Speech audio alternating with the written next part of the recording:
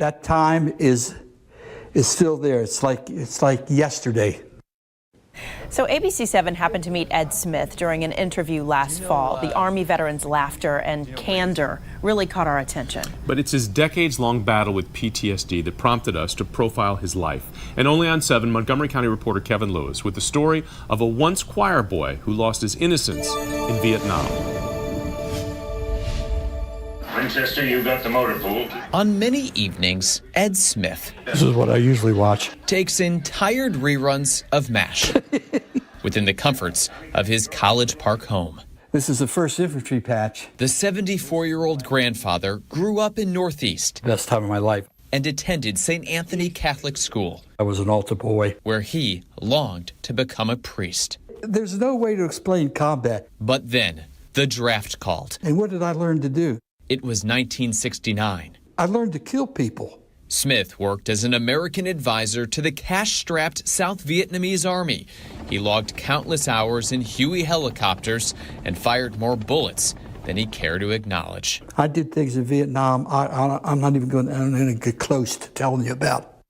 After 1 year, Smith, then 27, returned to the U.S. When I went over, I was nice and meek, and when I came back, everything was this, that. Hardened and disgruntled, but naive to the root cause, Smith married and went on to have 3 children.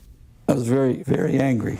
Yet the mental scar tissue forged in the jungles of Southeast Asia was an internal war Smith could not outgun. Because I can't forgive myself, and I feel like I don't deserve any of these good feelings.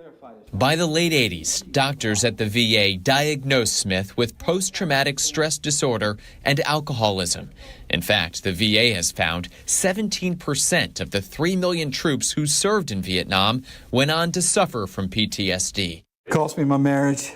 I beat myself up how 1 year could affect my life so bad. It's been nearly 50 years, and Smith still cannot fall asleep without walking the perimeter of his home like a soldier guarding base camp. It's like yesterday. However, the American Legion, group counseling, coaching high school baseball, and taking part in community theater I played Ben Franklin. have all brought Smith sincere joy. But this former Catholic altar boy explains that, similar to wartime, the bad days far outnumber the good. I'm a good guy. You know, I'm not a bad guy.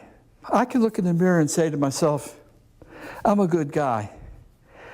But those days are far and in between when you have PTSD.